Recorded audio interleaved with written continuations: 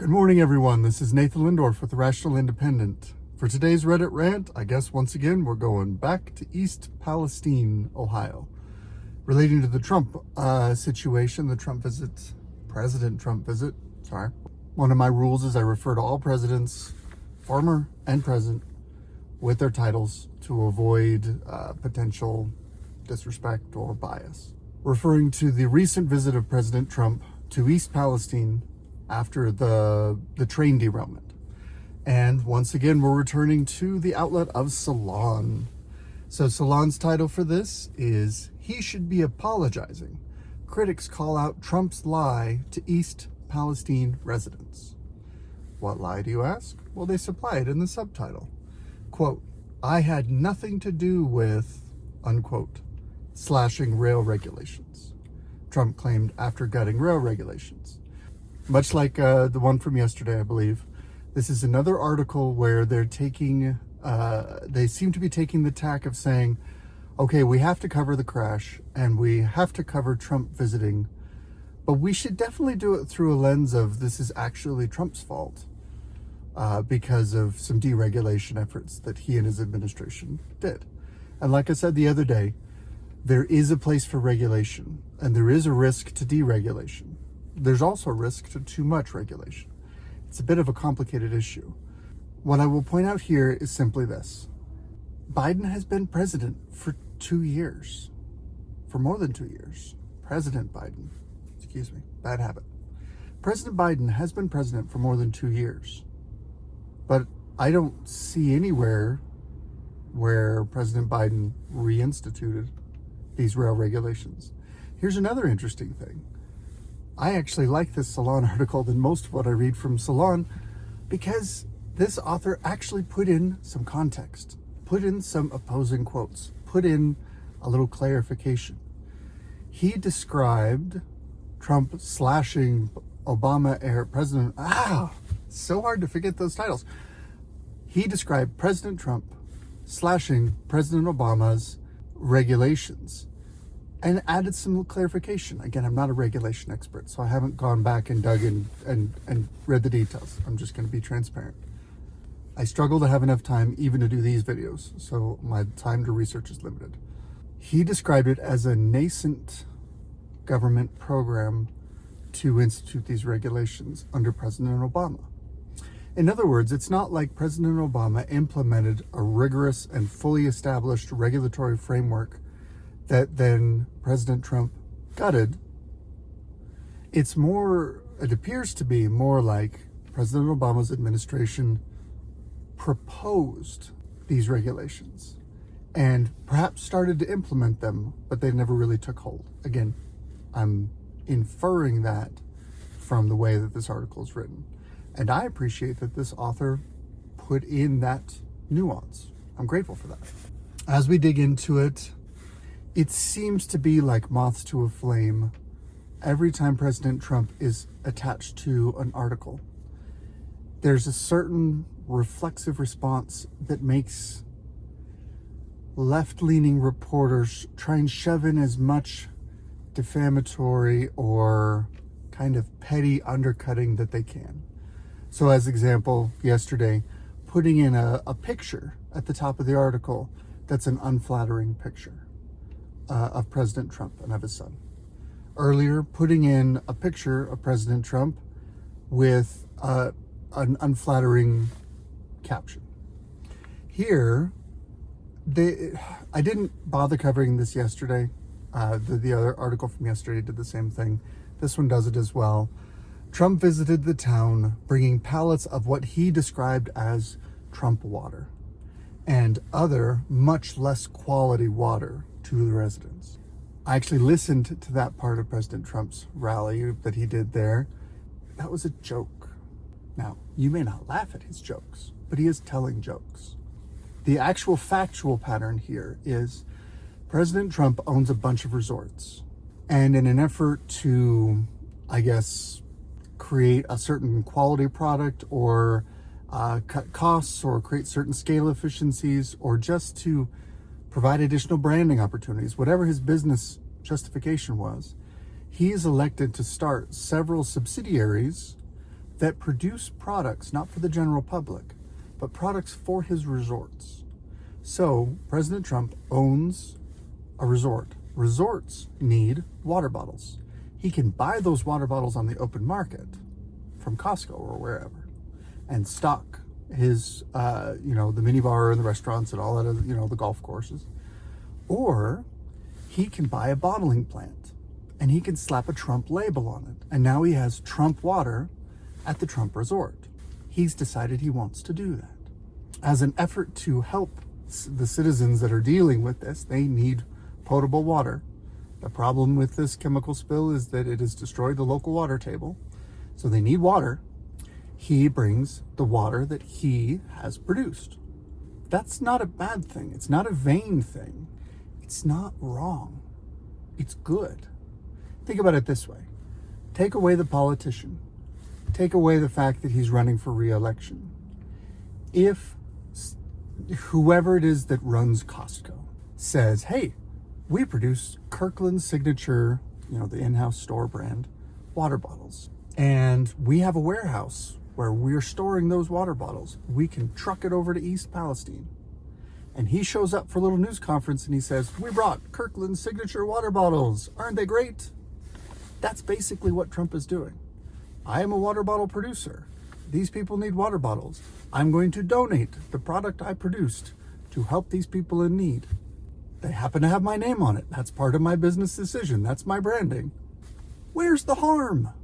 I don't get it.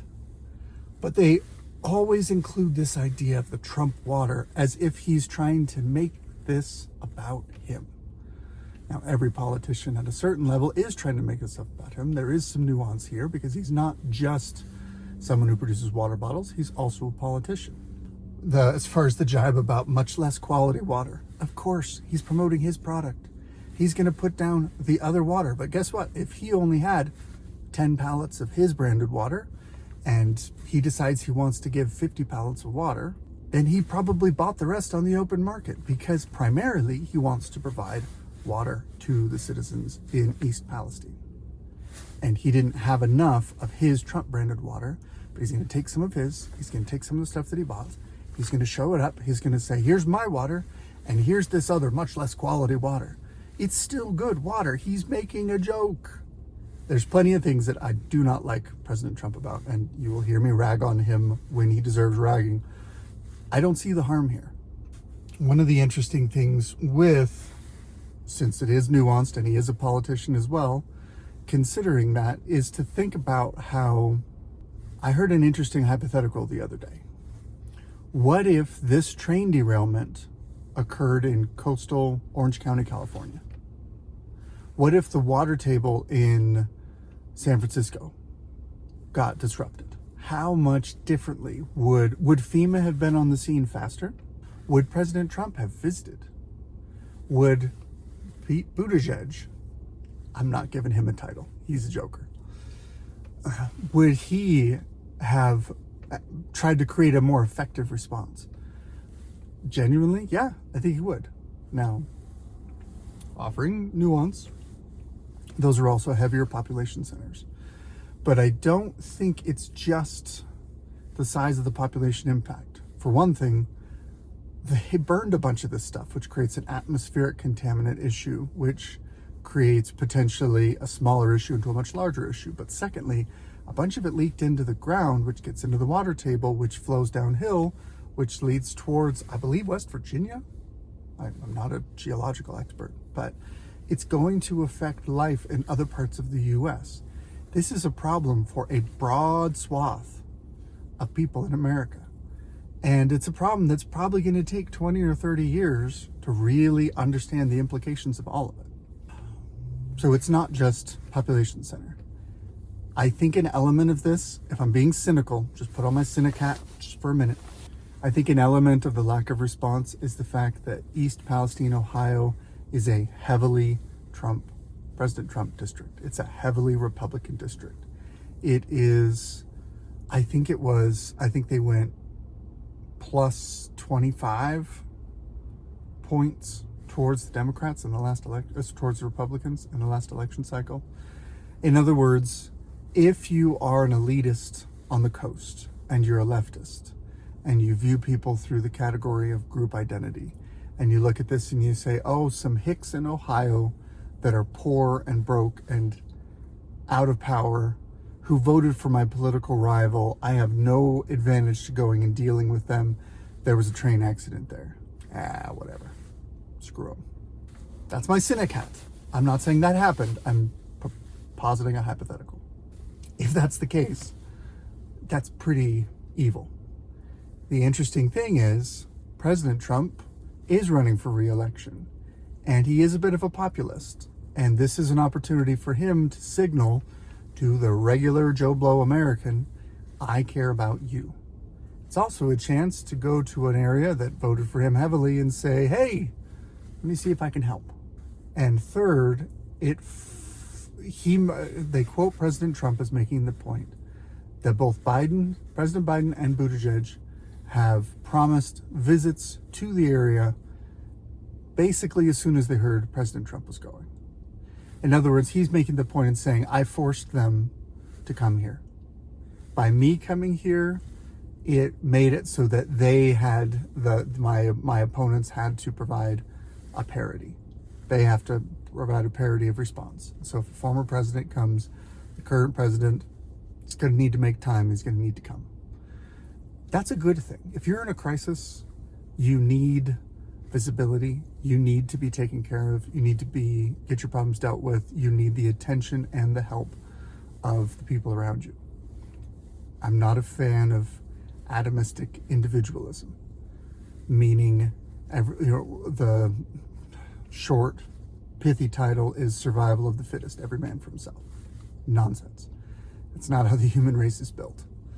We are best. We are functional, but we are at our best when we are united. I appreciated that. Looks like he does quote some Democrats in this article. He quotes a former transportation secretary who was also a former Republican congressman. So there's at least a token representative from Republicans, maybe the right, we'll see. What I thought was particularly delicious. There's a quote in this article from the Philadelphia Inquirer. And this is kind of important because if you look at a map, Philadelphia is actually not that far away from East Palestine. Quote from Will Bunch. If the residents of East Palestine, quote, truly knew the reality, a delegation of townsfolk would likely greet Trump with tiki torches and pitchforks. Why tiki torches? Why tiki torches in reference to President Trump? I think that's an intentional callback to the idea that Trump appeals to white nationalists, to racists, to white supremacists. Because the most famous political reference to tiki torches is that thing that happened where a bunch of goober white boys, and I know I'm a white boy, so I get to say that, a bunch of goober white boys march in, I want to say Charleston? I don't know, it's been a few years, so I don't remember all the details. But they march in an effort to say, rah, rah, white supremacy. These are wackadoodles. The media worked really, really hard to associate them with President Trump. Really hard. And here it is, just a dog with an old bone, can't let it go. We can't just say that the residents of East Palestine, if they knew the truth, they would blame President Trump. They would meet him and run him out of town on a rail. They would meet him with torches and pitchforks. Not just torches, tiki torches. That is a delicious callback. The guy who wrote this is very proud of that reference. Very proud of his ability to signal just the right things to his target audience. It's silly and it's petty and it's nonsensical, but whatever. Since we got there, I do want to cover one point when it comes to the tiki torch thing. Broadly speaking, there are people in the world who want to view the world through identity politics, through group identity first. There are people on the right and on the left that want to view society through the lens of what group do you belong to, and which group or collection of groups should be supreme and trump the other groups in the rule of society. On the left, you're looking at a lot of victim mentality for that, and we'll get into that later. I've got a video coming up. But you're looking at, if you're an oppressed group, you're looking at cultural appropriation, you're looking at things like intersectionalism, and the other ways in which society is defined by the conflict of power between groups. And so the left tries to cobble together a coalition of victim groups to create a voting bloc. That's their expression of identity politics. On the right, you have people with the same reasoning, but prioritizing different groups. If you look at white nationalists, white supremacists, pick your label, you're dealing with people who are saying that because of my skin, I should go first. And I want no part of anyone like that. That's not how I think. That's not what I support. I may have this face. I can't do anything about that. I am 100% opposed to anyone who says, because of my skin color, because of my biology, because of my upbringing, because of where I came from, because of any immutable characteristic, I should go first. Or by extension, because of any immutable characteristic you have, you should go last. I reject that wholeheartedly, left and right. Because the problem is, if you build a political structure on the left that emphasizes group identity and oppression of one group over another, you're going to see a reactionary establishment of the similar reasoning, but an opposing group on the other side. And I think that's where the tiki torch stuff comes from. You see people who are saying, well, if this is the game we're going to play, group identity, well, then we're not going to just roll over and take it. We're going to make our own group and our own identity, and we're going to push back. All of that is not only nonsense, it's evil.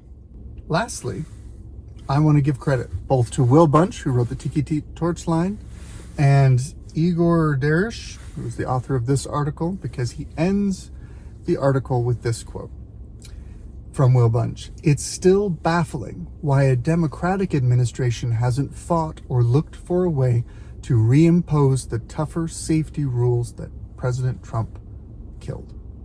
This comes back to my point, and this is why I said I appreciated the nuance in a Salon article. Who knows? Who knew? I appreciate the nuance of this, because what they're really saying is, as a president, you are not responsible for the conditions when you start your term. You are going to inherit some good things and some bad things. But if you've had 2 years, if this was really an egregious abuse of power, deregulating something that only those corrupt guys on the right would do, that President Trump did, if that's really the case, and it's really creating problems, and it's really an obvious moral failing to have this deregulation in place, you've had 2 years, and for 2 of those years, you had control of both houses of Congress. You could have passed this kind of regulation easy, but you didn't. But now that there's a problem, you want to blame the other guy. Now you have a convenient scapegoat. So I'm shocked, but there it is in black and white in a Salon article, actual two-sided reporting, actual objections to President Biden's administration's behavior. I guess miracles do happen. Anyway, happy Friday, everyone. I hope you have a wonderful day.